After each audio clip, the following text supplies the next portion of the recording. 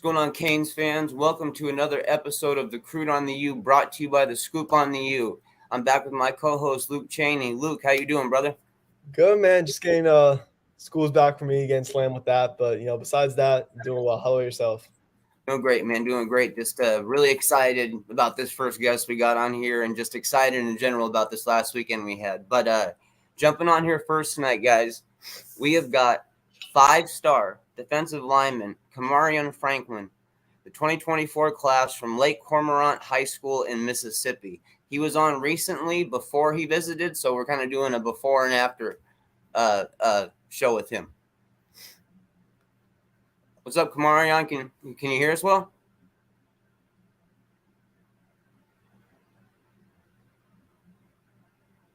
I think you're on mute.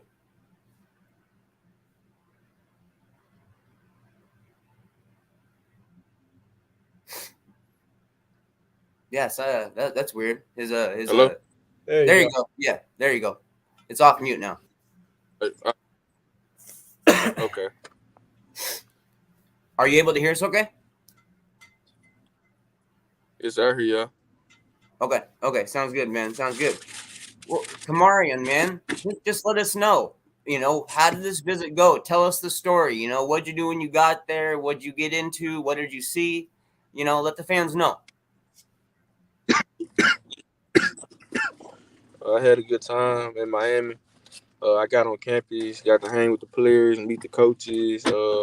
Coach Wright, Coach Cristobal, Jason Taylor, Coach Joe, Coach Woodle, Coach Dorsett. I got to meet different coaches. I enjoyed my time and my stay. I feel like campus is beautiful. It's like a resort out there. The people are really good. The staff, players. I feel like it's just a good school overall. What's your opinion overall just on the staff itself now that you've really had a chance to get to meet them? How do you really feel about those guys? I feel like, they're going to be, I feel like they're going in the right direction. I feel like they're going to be a good school. I feel like, I could, see myself there one day. Nice, man. And I wanted to ask about one of the coaches in particular. Jason Taylor. How was it? Talking to him, and what type of knowledge you think a former NFL player, Hall of Famer, could give to you? Really, he just taught me, different stuff, how they'll use me in their, defensive scheme, D line. Uh, you know, I just enjoyed myself. The talk, like the talk we had, and it was just good. You know, And positionally, how does Miami envision you? What type of position do they see you playing on the on the D line? they see me playing on the edge, working the inside on third down situations. Yeah. Kamarion, I'm curious, did the coaches say anything that really caught your attention while you were there? Sir? Did the coaches say anything that really, coaches say anything that really caught your attention? Really, like when they said like how they use me on the D line, on the defensive front. I like how they said they use me all across the D line due to my versatility. What stood out to you about campus? Was there anything that particular you saw and said, "Wow"? Really everything about the campus. That's kind of what I hear from a lot of recruits. It's hard to pick out just one thing. It's such a beautiful place. Yeah. And then speaking a little more, with other schools in your recruitment, I know you checked out Ole Miss right the week before. Just tell me how that visit went and some of the things that stood out from there. I was the only recruit on campus, so they stood out first off. So, Coach Joyner, the D line coach, he sat with me. We talked football, talked life after football, and that kind of stood out. Most coaches don't really. He put football aside for a minute and just talked about the future, and I enjoyed that. He watched my film. Just told me what I could get better at and stuff like that. And I enjoyed myself. And what are some of the other schools right now, aside from Miami and Ole Miss, that are showing you a lot of love at this moment? Schools like Tennessee, Ole Miss, Miami, uh, Texas, A&M, University of Texas. Uh, who I'm listening out? It's more schools like Michigan, Georgia Tech. It's more schools. Than the ones I can think of at the moment. Kamarion, recently, Coach Cristobal announced that incoming freshmen are going to need to play a role at Miami. How attractive is that to you to hear a coach that wants to give young players a chance to earn snaps? It's good knowing that no matter the grade, no matter like classification, I can come in and earn playing time. It's just good knowing that the best man plays. Like he told me, the best man plays. And speaking of the best man plays, and I know we've asked this question before, but just again I'll ask it again for fans who might not have heard. What do you feel your biggest strengths in your game are right now? My pass rush. Anything particular about it? Just your explosive nature, your hand technique, your moves, or just all of it? My moves, my get off the ball. I feel like that's the most important thing about pass rush. So really, my get off the ball. I get complimented a lot for that. And then, with your recruitment, what are some of the things or some of the factors that you want to see from these coaches and that you want to see from these colleges that are most important to you when making a decision?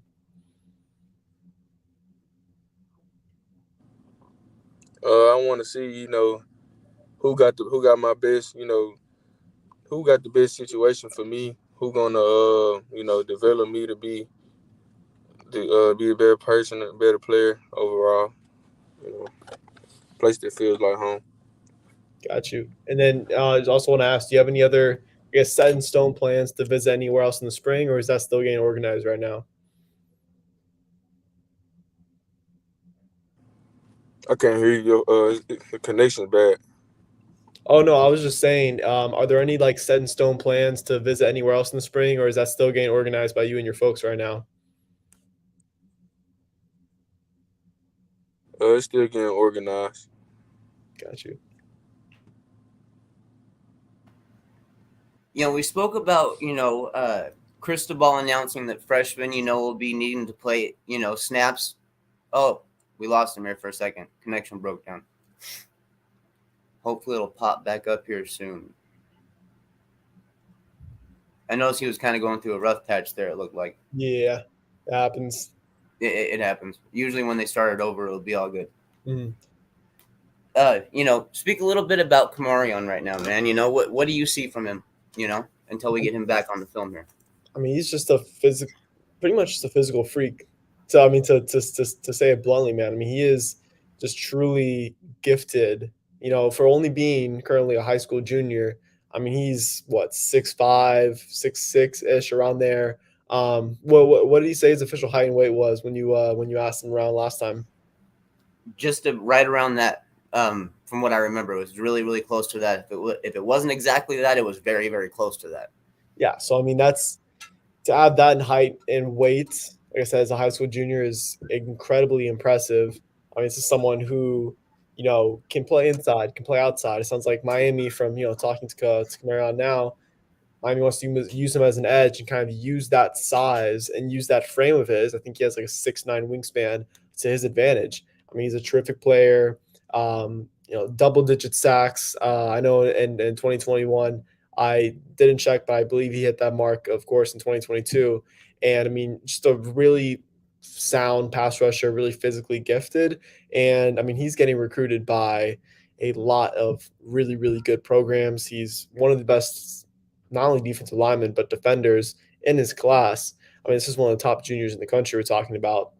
He's no doubt, going to project to be an impact player at the next level. And I mean, Miami really seems to be, involved in his recruitment as of now.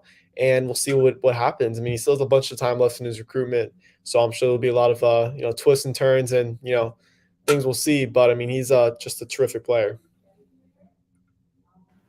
It's it's kind of sad sometimes watching what he does to offensive linemen in high school. It kind of sad. I mean, he just straight, trench bully status. I mean, I like to use that term often for bullies down there, but trench bully fits him perfectly, man. I mean, and not only that, but like you mentioned, he's got that power and the athleticism, this rare mix. And it's not something that you always find. And it's something that what any coach in America would want to work with. Like literally, like that upside, that physical package, the get off the snap, everything. It's everything every coach in America would love to work on, especially defensive line coaches. Mm-hmm. I can't wait to hear about more of his future in high school, to hear if they start to move him around a little more in high school themselves, because why not, right? Like, why not try to maximize this insane talent you have on your team? Not every team gets a 5-star talent every year. So, some teams, are pretty lucky and they get them. But, Lake Cormorant isn't, they get 4 stars pretty much, 3 stars and stuff every year, but not a 5-star always every year. So it's I think it's important for them to really consider packaging him in multiple ways. No, for sure. And just because we have a moment here in between interviews, want to mention, a shout out to Miami staff just for the work they did this weekend. And I've been able to speak to a lot of kids who were on campus the past 2 days, or this past weekend, excuse me. And I mean, it just, the vibe that I'm getting is that the staff was very attentive of everything that or it was the staff was very attentive of each player that came on campus. Camarion was mentioning how he spoke to Coach Cristobal, Coach Salavea, Coach Rod White, Coach Jason Taylor, and this was a lot for the staff, because I mean, they had a bunch of kids on campus and they were constantly talking to kids, talking to kids, offering kids. Just a really busy recruiting weekend for those coaches at Miami. And I mean, shout out to them for giving this attention to a lot of really good, talented young players. I mean, they had guys 2024, 2025, 2026 guys on campus all weekend. Just a really, really good atmosphere that I think they created. And given that a lot of really, really good high school players were in the South Florida area anyways, because of Battle Miami, that was also in the Fort Lauderdale area during this time. It was just a really successful weekend for the Hurricanes, no doubt. They were definitely thinking when they put that together there. Dude, I was listening, and I pardon for stepping in a way. Of course, UPS knocks on the door right then. I don't want my dog going crazy in the background. So yeah. Sorry about that. Very good. I'm afraid that we might have lost Kamari on here. I think he was traveling. He might have just hit a dead spot here. Mm-hmm. So I'm going to reach out to our next guest, who's actually due to be on the show here in a couple minutes anyways. So if we got a couple minutes to kill, we'll chat here. If he's able to jump on, either way though, we'll get things moving here. And I'm curious. There's a little bit of buzz about Nicholas Harbor coming out right now. What are you hearing? What are you thinking? Yeah, so with that, I mean, I'm assuming that a lot of people here have heard the buzz of Harbor still being in play for Miami, and that buzz is absolutely still alive. I mean, he's a guy that's in play for the Canes. I mean, I can't speak enough about how good he is of a player.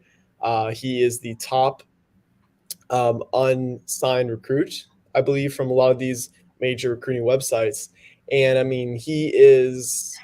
I mentioned how I use the term freak athlete a lot, right? That's one of the terms I use quite frequently. But Nicholas Harbor literally is the freak athlete of all freak athletes. He is an all-world track athlete at what, like 6'5", 260, 270. I mean, it's crazy. He is a ridiculous just athlete. Not even football player, just pure athlete. I see Miami, if they are able to, if Harbor does sign to Miami, which, like I said, is still a possibility, I could see them using him at either edge or at tight end. He could play both positions very well, and I think he'll be a very good player at either spot. But he is just such a terrific player, and you know, hey, Miami's still involved. We know through prior history how good of a closer Mario Cristobal is, just from what we saw at the end of last year's National Signing Day close, and from what he did previously at Oregon. He Yeah. is very good as a closer. We saw what he did this year at the end of leading up to early National Signing Day. So just monitor the situation. Not predicting a harbor to Miami, but just don't be shocked. Keep paying attention to it. Miami's still involved. Yep. Follow the visits, man, especially this time of year. Follow the visits and follow some of these rumors from people that you actually trust. Yeah. All right, we've got our next guest backstage with us tonight. We've got another recent visitor, 2024 athlete, Ricky Knight III, 3-star player out of the Benjamin School in Florida. How you doing, Ricky? Yes, sir. Yes, sir. I'm doing good. How are you guys? We're doing great, man. Thank you for taking the time to join us tonight and letting Kings fans get to know you a little better. Yes, sir. Anytime.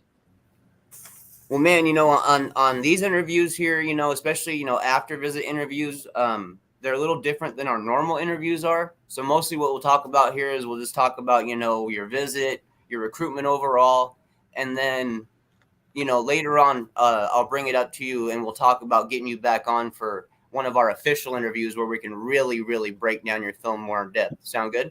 Yes, sir. All right, man. Well, so to start off, man, just tell us what it was like. Tell us what it was like when you got to Miami. What's the story? What did you see? What did you go through? Honestly, visiting the campus was pretty cool. I wasn't able to see the full campus because, it was junior day. Battle Miami was going on. So a lot of people was there. So I was really only able to see the athletic center. But I'm looking forward to really coming back and visiting the campus more. I seen that a lot of the coaches like to connect with the kids. I was able to talk to Coach Aday, Coach Van Dyke, Coach Cooney, Coach Dennis. I was able to talk to a lot of people, and they really showed a lot of love to me there. How do you feel about the coaches that you got a chance to talk to? You said they showed you a lot of love there. Was it a pretty good relationship right from the jump? Yes, sir. It's feel like I've known them for forever. Like they talk to me about school. I'm always talking to them outside of football, and I'm loving the relationship that they're trying to build, and I can definitely see the bond that we're building. Awesome, man. Well, first off, man, pleasure to meet you. And it's good. It's good to hear that you had a nice visit, at Miami. I've noticed, man, your recruitment is like really blowing up. A lot of offers as of late. That's awesome, man. Congrats on that, because that's dope. Just tell me, man, what's it like to get this love from all these schools? Just like, how surreal is it for you? Honestly, it's crazy because at one point I was starting to like break down a little bit because I felt like my work was just going unseen. And then all of a sudden, my recruitment just blew up. I was at the National Combine. I had 9 interceptions. I was rated the top DB on every site except one. Andrew Ivins posted me. Then I just got a lot of publicity from it. And then the offers came rolling in, and it was something unimaginable. And who was that first school that pulled the trigger? Florida State. Florida State, and how'd that come about? And just like, 'cause you mentioned, for a second there, it didn't feel like you were receiving the love that equated to what the work that you're putting in. So just tell me, like, your first reaction getting that first offer from Florida State. Honestly, it was crazy because I had just woke up. Me and my mom, we were doing some cleaning, and Coach Bartow called me. And I'm just thinking it was going to be a regular call. Then he told me to get on the phone with Coach Norvell. Coach Norvell wanted to FaceTime me. Coach Norvell is the person that gave me the offer. So, like, being on FaceTime with the head coach, that's not something you see nowadays really much. So, like, it just showed me, like, they really wanted me bad. That's awesome, man. And let me ask you, so what would be your message to, because given that you were in that position, just what would be your message to, a lot of the recruits and a lot of the kids out there who aren't receiving that love right now, who I guess feel discouraged by that? What would be the message you'd give them? Honestly, as a lot of people told me, just stay patient and believe in God. God has done some unreal things, and just keep putting in the work. Don't stop. Don't feel like you should give up because it's not happening at the time that you want it to happen. God is going to do it when God feels that it's the right time. Got you. And then, speaking a little bit about Miami, because of course you're on campus and whatnot, just tell me how that offer from them come about. So I believe so. I was talking to Coach Jefferson at first, and Coach Jefferson was letting me know like they really wanted to offer me, but he doesn't have like the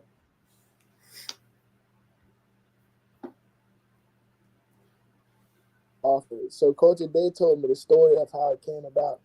He was on he was on like I think the freeway or something, and the coaches like were sending him my film and stuff, and they was like, "You gotta watch it." He was like, "Okay, I'll watch it later." No, they was like, "You gotta watch it now." So he pulled over as cars was flying by him and everything to sit and watch my film, and he ended up calling me and giving me the offer. That's a great story, man. That's a great story. Recently, Cristobal, during one of his media days, he announced that incoming freshmen are going to need to play a role at the University of Miami.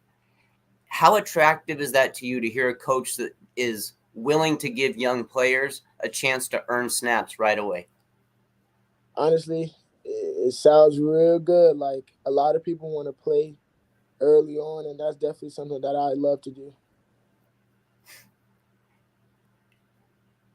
Was there anything on campus, that really, really stood out to you? Or, anything you saw maybe from the football facilities or anything like that? Anything that stood out to you that was kind of like, wow? Honestly, the facilities are very beautiful. Like it's beautiful. It's a sight that a lot of people aren't able to see, and I like it's beautiful.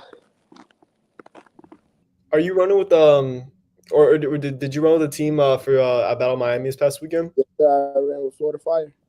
Running with Florida Fire. Yes, sir. Gotcha, man. And what are you trying to prove this 7-on-7 season? Honestly, I just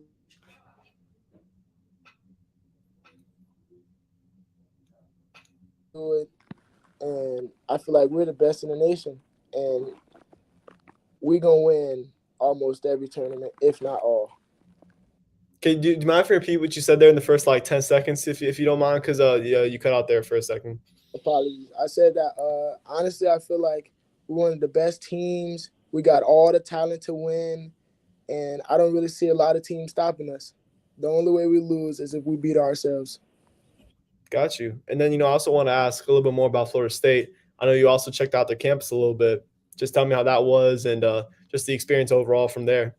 Florida State was a cool place to be. I was able to tour the city a little bit, stop by some places that like have merchandise or food. I was able to view the campus. I was able to watch a practice, and their practice are pretty hardcore. You had people almost throwing up on themselves.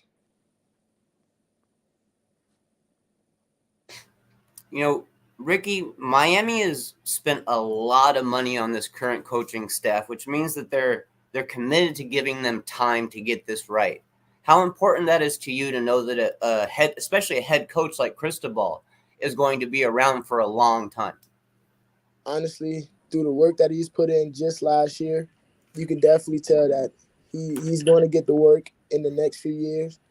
And with him getting this coaching staff, you can definitely tell that he's trying to make a difference very early on. When it comes to building relationships with our coaches, what do you want them to know about you? What separates you from the competition?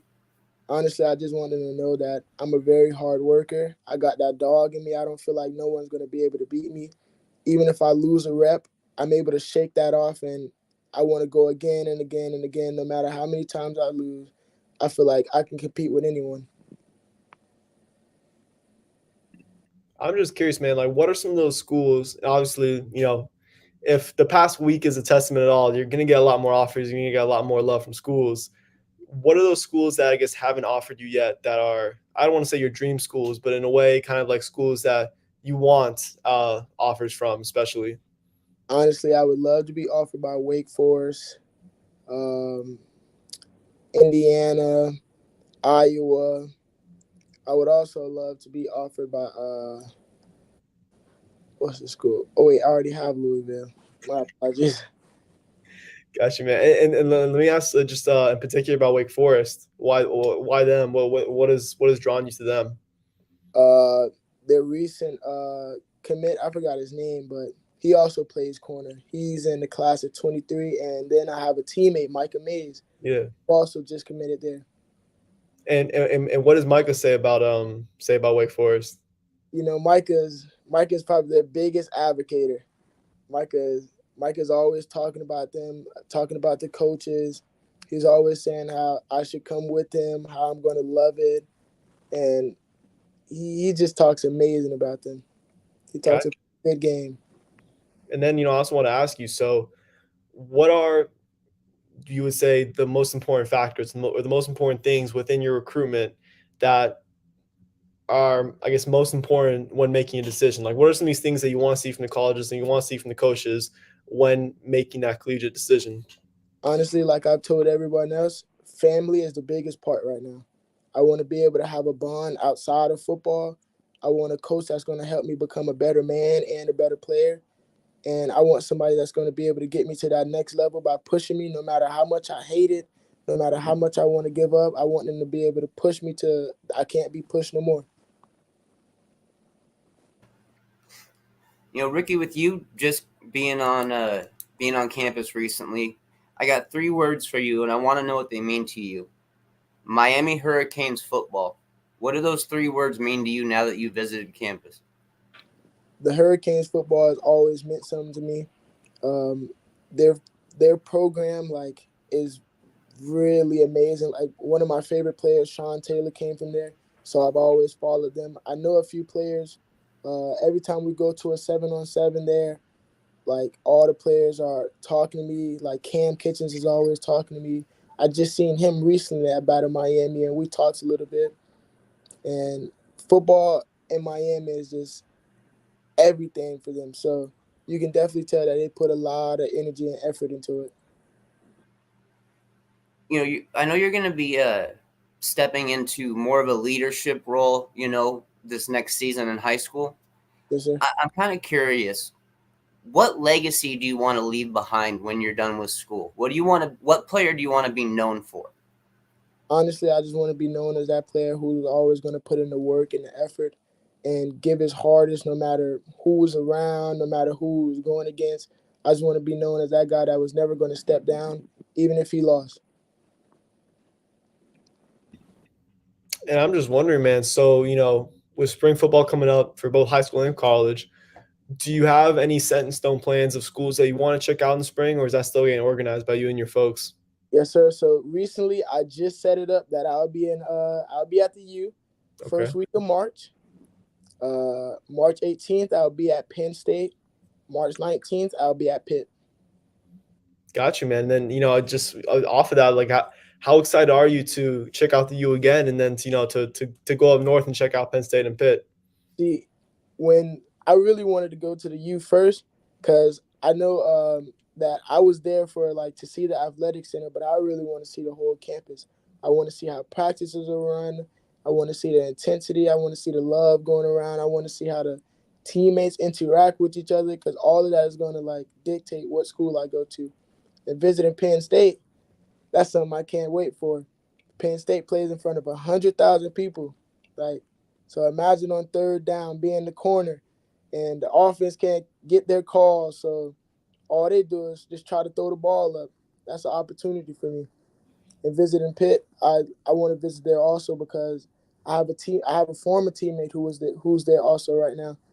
So, and he talked a pretty good game about them also, telling me that I would basically fall in love with it. And also King Mack told me the same exact thing about Penn State. Got you. And I just want to ask real quick, just about high school and everything. So, personally, I feel like Benjamin is one of the more underrated programs in South Florida, right? So, just I guess tell the viewers who are watching this, just I guess shout out what's happening there at Benjamin and your expectations for not only you but your senior season out over there. Honestly, Coach Crusher is making a big difference this year. He's pushing us to be in the weight room every day that we can. Even though it's off season, we got people running track, we got people doing lacrosse, basketball. Everybody's still finding a way to get in the weight room, get stronger, busy, bigger, and faster. We want to be able to outplay teams, out be more physical than teams. We want to dominate teams all this year, and we plan on doing that. We got the talent to do it. We got some new recruits coming in. Jaden Vega, our new quarterback, he's definitely going to put on the show. On the offensive side, we got a very unstoppable receiver core. And on the defensive side, it's going to get real ugly.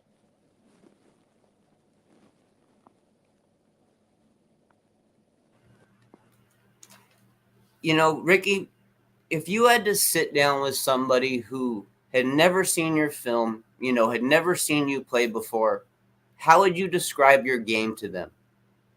I don't think I'm like most corners. Most corners are wait for you to make a tackle. If you watch my film, it's clear that I'm read, react, and go. Like as soon as I see the ball thrown, I'm going and I'm not stopping. I'm going to make that tackle. And if I touch you, it's a very low chance that you break out of the tackle.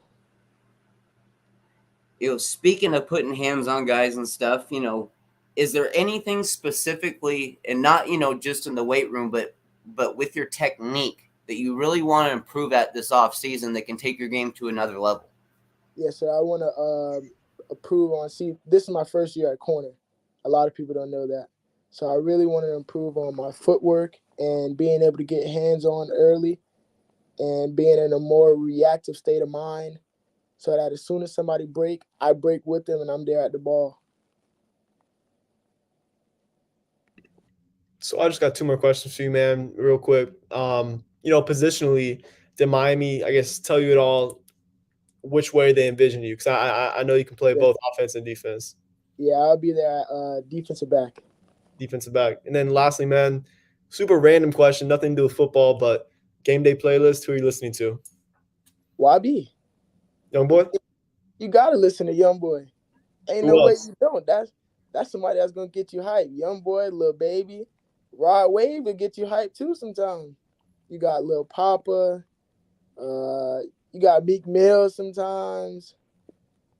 I got a lot of, and then you got like some underrated rappers like G40. He's coming up also from West Palm Beach. So I got a lot of but mainly you're gonna see some YB. YB gonna get me turned every time. Got you. Sounds good, man. What gets you most excited on game day? Is it the pregame? Is it, an interception? Is it your teammates making a big play? What really gets you excited on game day? Honestly, it's just anybody making a play. Like no matter who it is, if you see it on my film, like you'll see me jumping up and down for another player, even if I didn't make a play. I'm going to jump up and down. I'm going to celebrate with you. If I make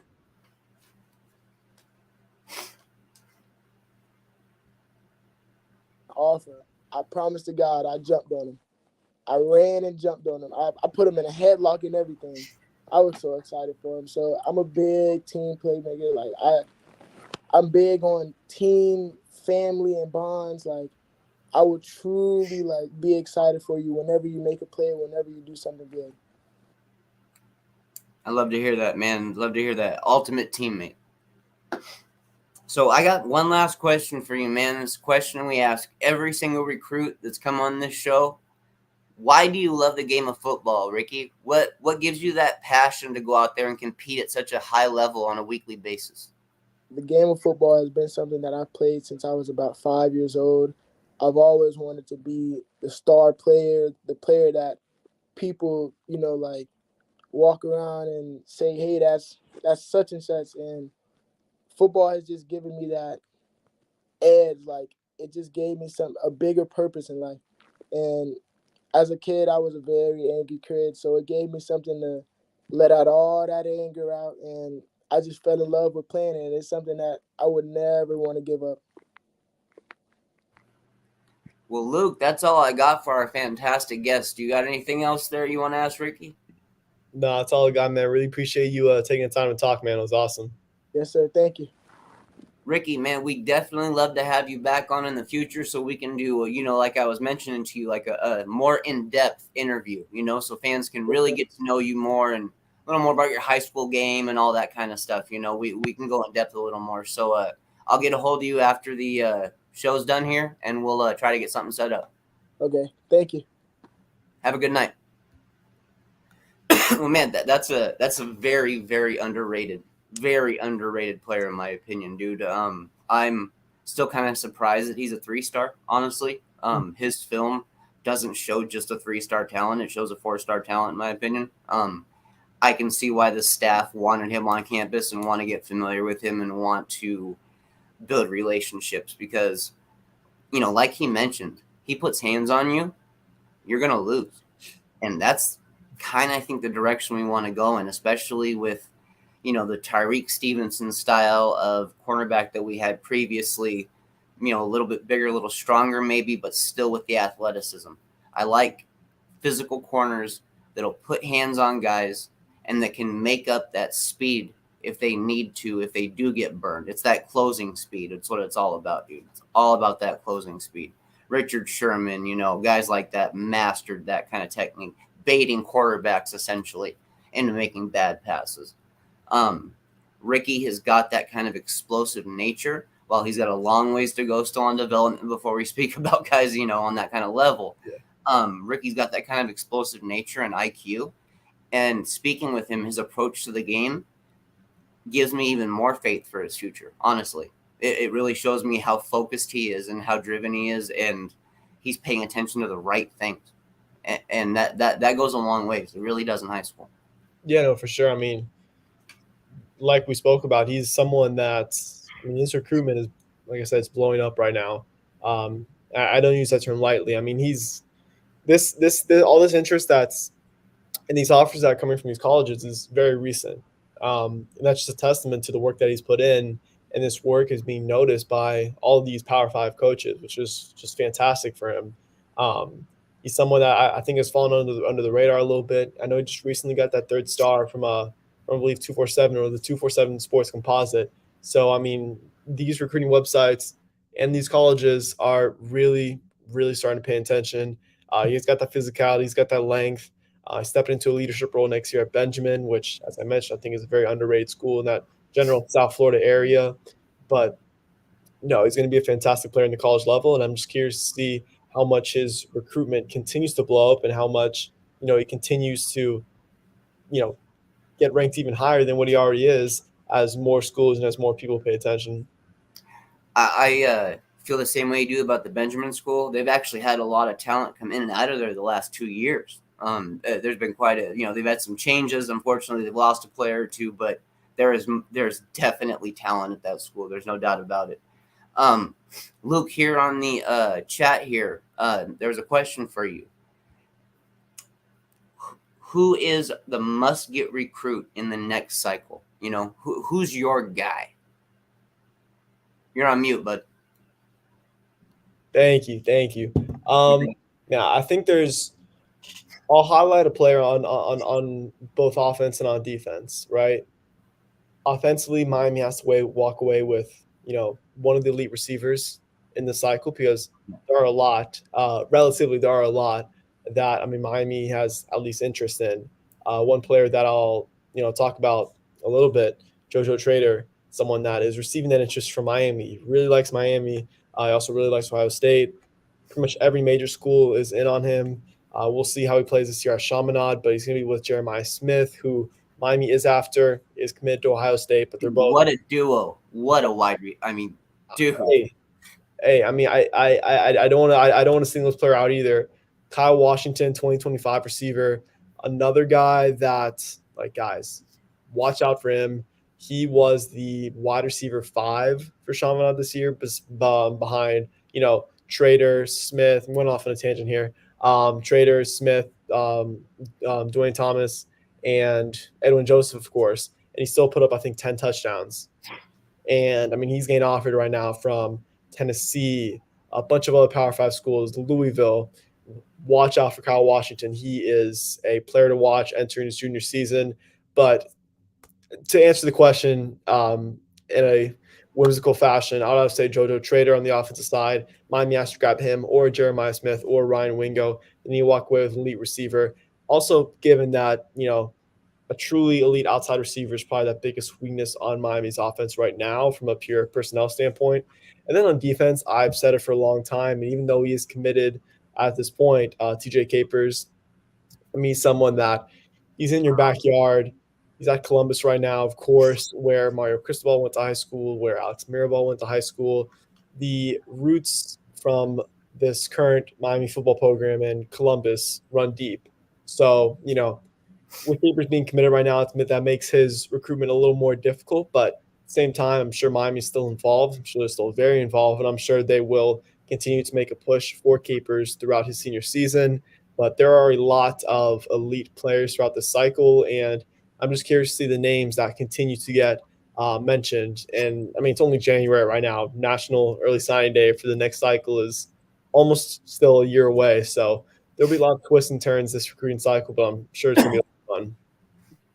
There is a player I want to make a mention of before I forget about it, and he's going to be visiting this Thursday. It's quarterback Luke Moga. If you guys haven't had a chance to see his film, I mean, amazing. Amazing. His mobility, his athleticism, his overall speed, his accuracy as a passer, his just arm talent overall, his IQ. I mean, to see a guy, spinning, kind of like an old Russell Wilson style, with the reverse 136, the reverse 180, reverse 360 spin, always looking downfield while still doing it though, and able to look downfield, and still able to know that if he can't get that guy open, that he can find lanes to run it. And that's a quarterback who is aware and who has a high IQ. I'm very happy to see he's going to be visiting, and he's a player that I'll be speaking with after he visits. So I'm really curious to hear about that visit goes, because, dude, some pretty amazing talent. Have you had a chance to review this film?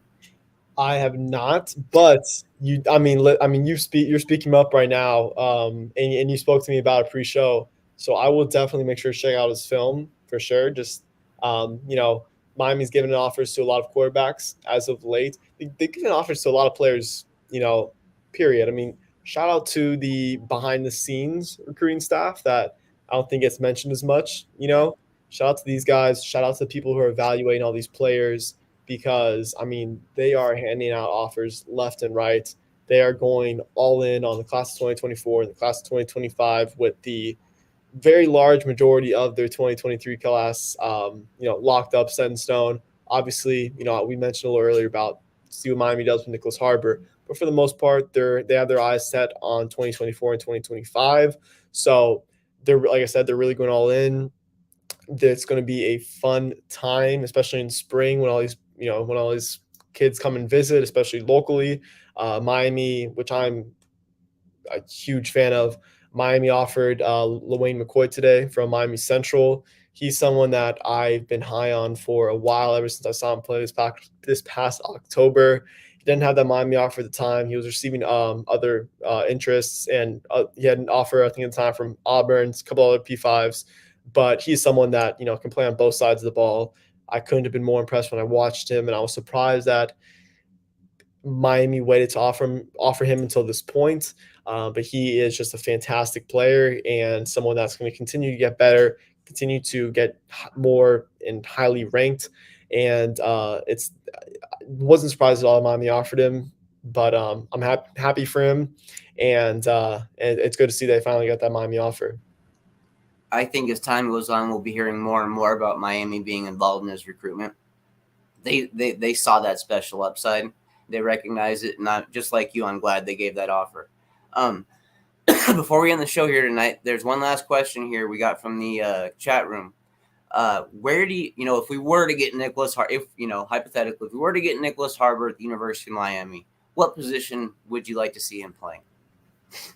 So I'm going to say, just because I have not watched enough of his film to say where I think he projects the best personally. So I'm just going to give a projection of where I think the team will place him. I'm going to say edge. And that the reason why I'm saying that is just because if Harbor were to come to Miami, there's a lot of talent right now in that tight end room. They just took two. I almost said three. They almost took two tight ends this past. They did take two tight ends. Excuse me, this past cycle, and Jackson Carver and Riley Williams. Both are absolutely tremendous players. You also have Elijah Royo in that room. You also have a Khalil Brantley, a Jaleel Skinner. More talent in that room that I'm not naming. Cam McCormick as well. How can I forget him? Is Mammarelli still around too? Believe so. I believe so.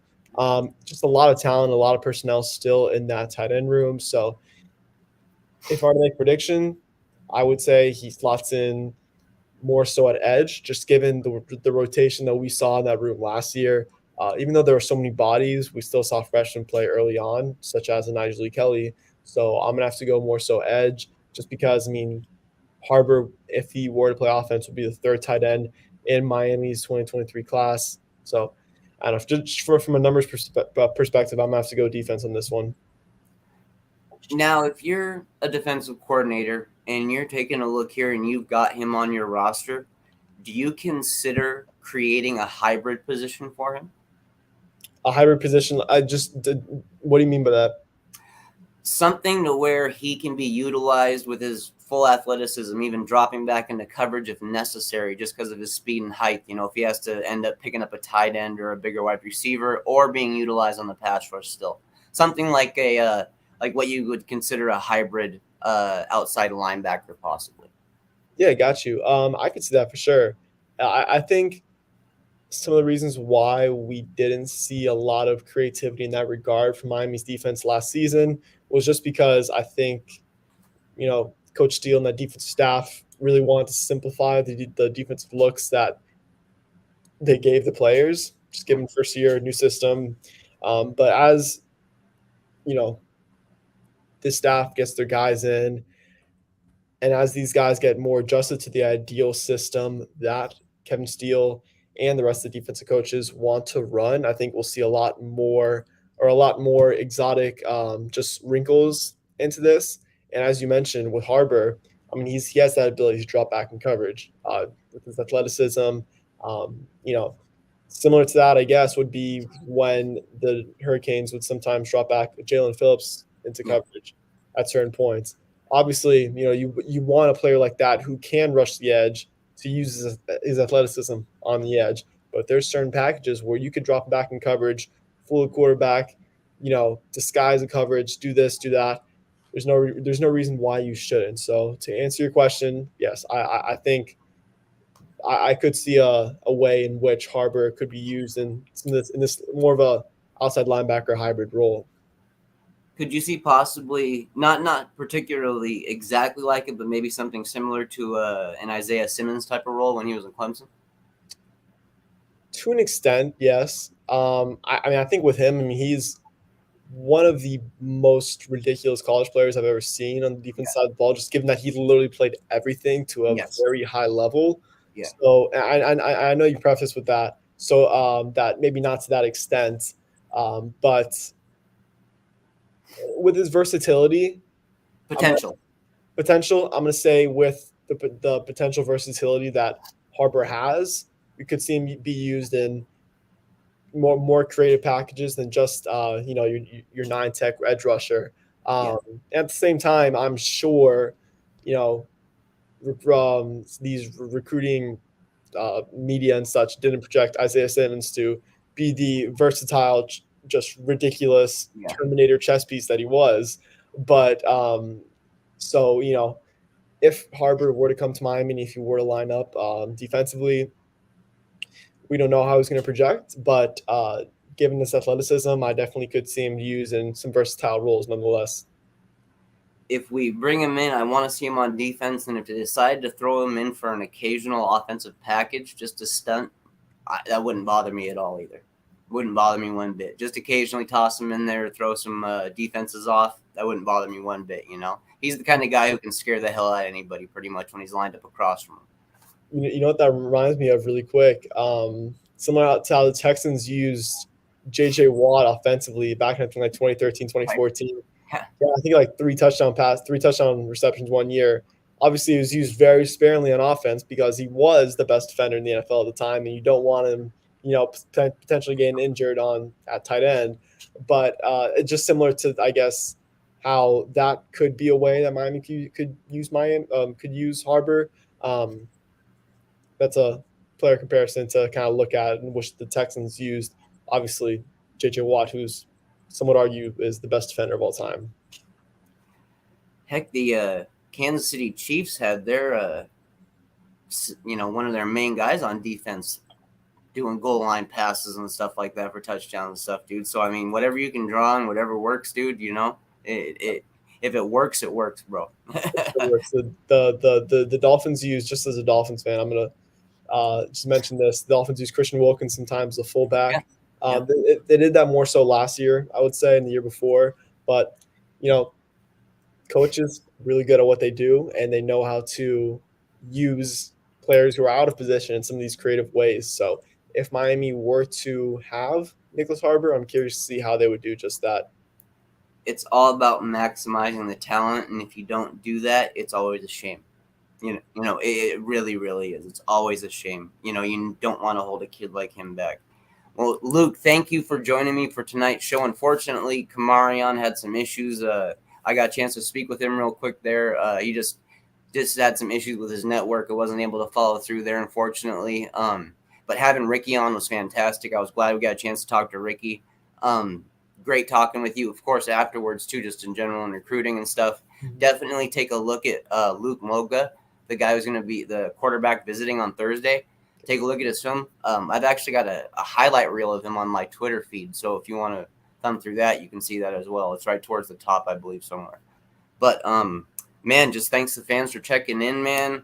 Thanks for Ricky for showing up tonight. Thanks for Cam for showing up. Unfortunately, his network wasn't great, but I do always appreciate him giving, the chance to show, or the opportunity and to give the effort, to show up. So, Canes fans, once again, thank you. And it's, of course, always, it's all about the U. Go Canes.